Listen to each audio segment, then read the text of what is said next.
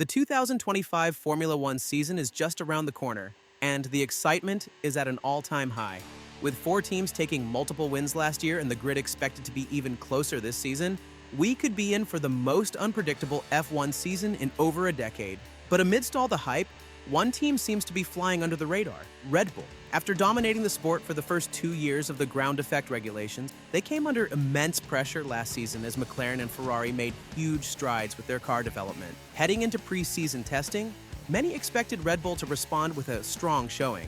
But what we saw was anything but impressive.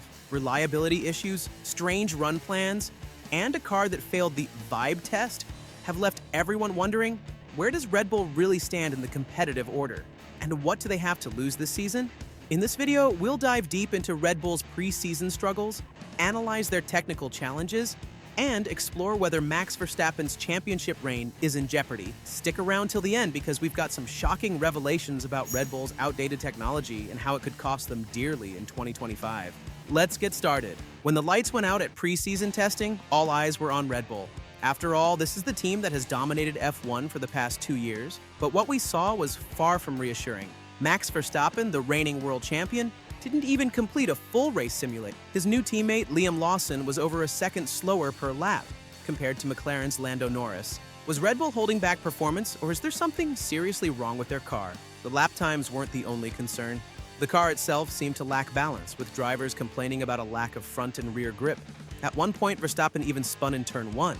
A rare mistake for a driver of his caliber. A new front wing design was introduced early on, but by the end of the day, the team had reverted to the old one. What's going on with the RB21? And why does it seem like Red Bull is struggling to unlock its potential? Wait, hold on. Did you know that 99% of you watching right now aren't subscribed? If you enjoy my content and want to see more, please hit that subscribe button. It takes just a second, but it means the world to me and helps keep this channel going. Join the family and let's grow together. Now back to the story. Here's where things get really interesting. Red Bull's struggles might not just be about the car, it could be about the tools they're using to design it. Team principal Christian Horner has referred to their wind tunnel as a Cold War relic. That's right, the facility they've been using since 2005 is now 70 years old. Compare that to McLaren and Aston Martin, who have brand new wind tunnels, or Ferrari and Mercedes, who have recently upgraded theirs. Could Red Bull's outdated technology be holding them back? Technical director Pierre Wash admitted that the team is facing correlation issues, meaning the data they're seeing in the wind tunnel isn't translating to the track. This is the same problem that has plagued Mercedes for the past 3 years. Is Red Bull about to fall into the same trap? And with their new facility still under construction, how much longer can they compete with the rest of the grid?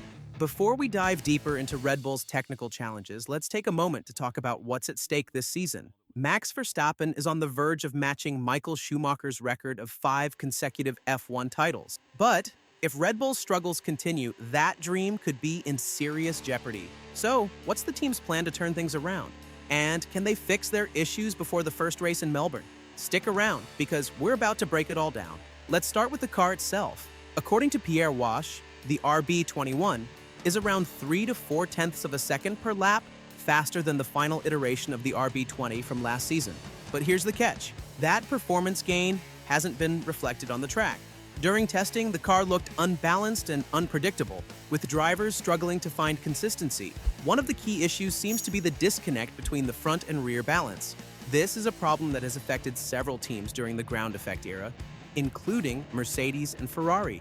When the car isn't responding as expected, it becomes incredibly difficult for drivers to push to the limit. And if Red Bull can't solve this issue, they could find themselves playing catch-up all season. Remember Toto Wolff's claims that the Mercedes Zero-Pod car had an extra second of performance that never materialized? Well, Red Bull might be in a similar position this year. Wash has admitted that the team's wind tunnel data isn't correlating with what they're seeing on the track. This is eerily similar to the problems Mercedes faced in 2022 and 2023. If Red Bull can't fix their correlation issues, they could be in for a long and frustrating season.